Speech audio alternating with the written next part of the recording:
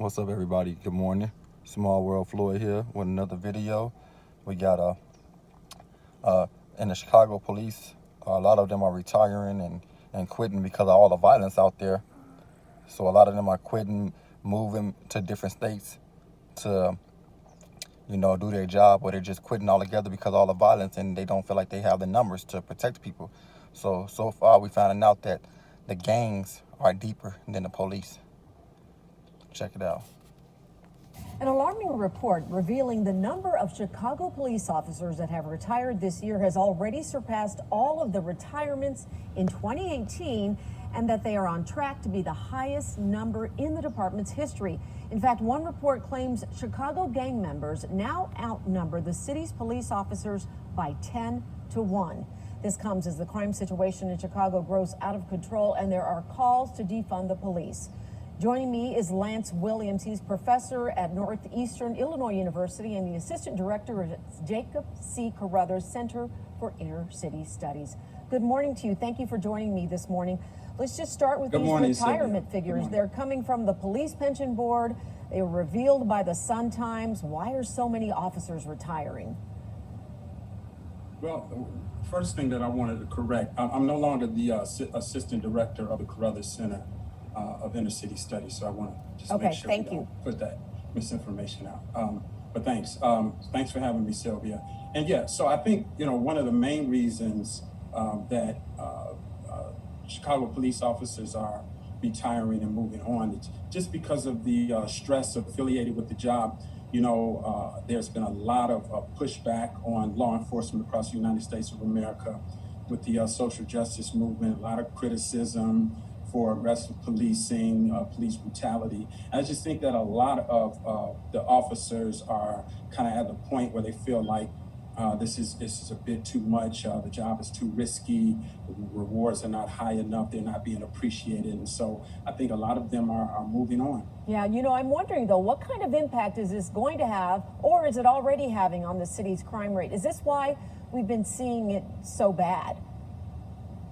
I think there's some influence of policing on crime and violence in Chicago, but we have to be really clear that the bulk of the crime and violence that we see in Chicago is not a result of police efforts or lack of police efforts. It's really a systemic, a social construct problem. We have a lot of problems with marginalization in these hotspot communities. Isolation, lack of job opportunities, educational opportunities, housing opportunities. Those are the main things that drive violence. And I think law enforcement is frustrated because it's as to police situations that are really social and cultural in context, not really criminal. And so even with a massive police force, you're not going to solve the problem of violence that we have in Chicago. Yeah, and I want to talk to you about that more in a bit, but I want to address what's gone on with the superintendent. He met with the president this week along with some other police leaders, and he tweeted this, and I want to show you this tweet. He said, "We need a sense of urgency right now so we can save lives and serious consequences for those driving gun violence in our cities." Okay, now he's talking about getting federal help, which he is calling a strike force. When the Trump administration wanted to send in the feds, our city leaders said, no way. Why do you suppose this is different now?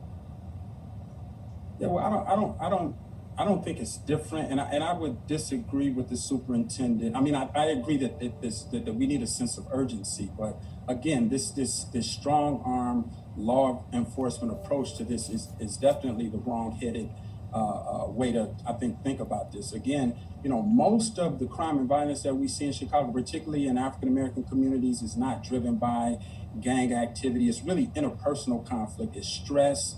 It's anxiety that's really playing out amongst a group of young men who are so severely isolated from resources in society. Their frustration and anxiety plays out in violence. And then with easy access to weapons, it just makes the situation much worse. Okay, so let's go back to something you just referenced, which is, does adding more policing stop crime? Historically, has that been shown to have an impact?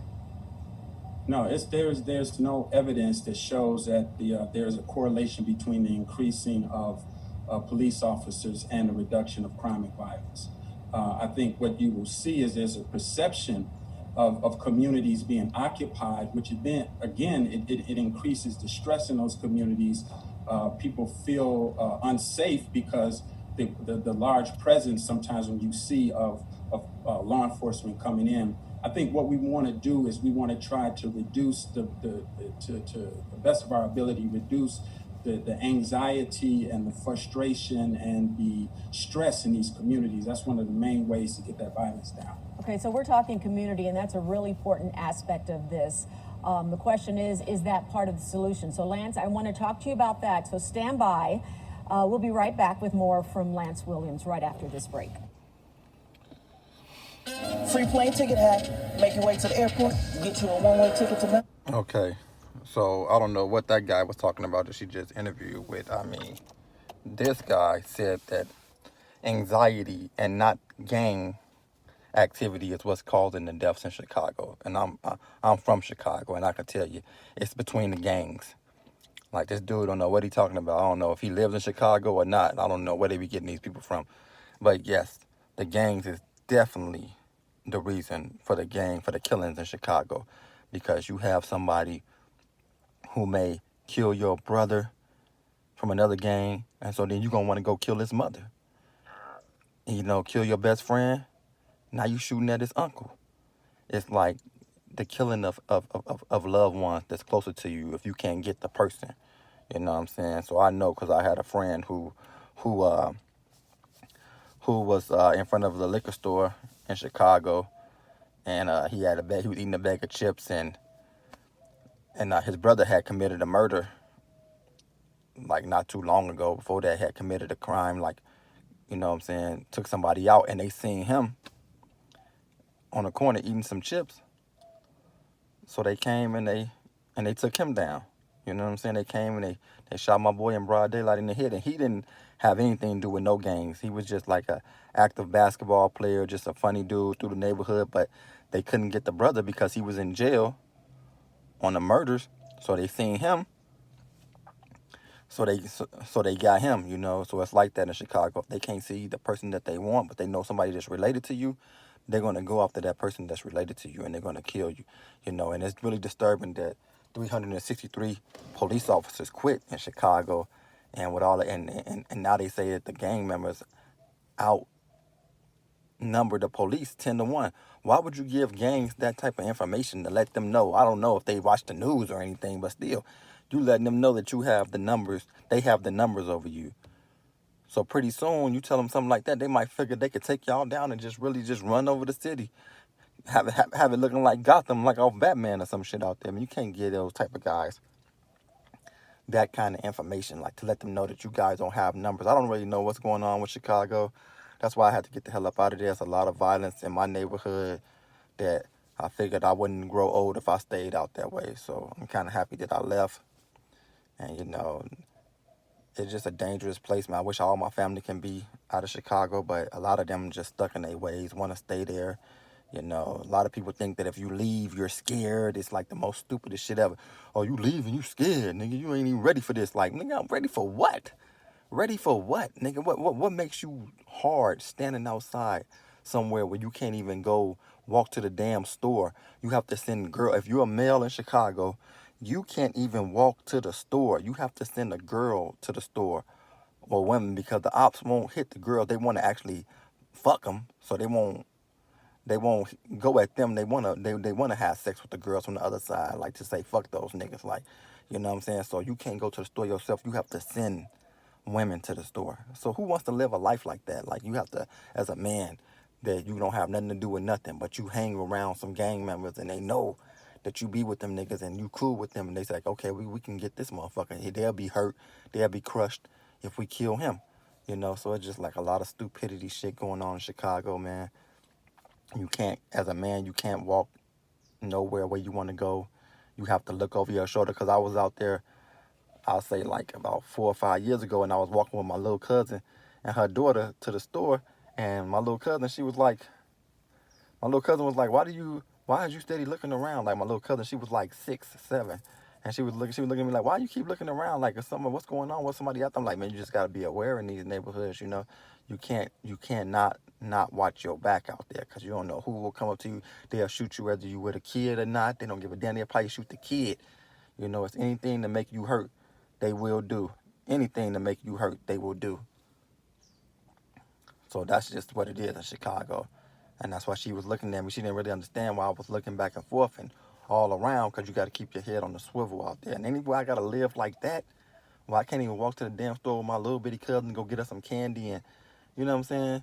I'm walking with her mom and I got to look around like, man, I'm not trying to live out there like that. I've lost too many friends, too many family members to gun violence in Chicago that I don't care to lose anymore. I don't care to be there to see nothing, you know what I'm saying? Nothing about Chicago interests me, you know. I knew a girl that lived up here in Arizona, and she went back to a funeral that we had when one of our friends died. She went back to Chicago to go to the funeral because one of the homies got killed. And when she went to the funeral, they came and shot the funeral, and she ended up getting killed. A dude put the dude that they was after. He put her in front of him and used her like a vest, a bulletproof vest.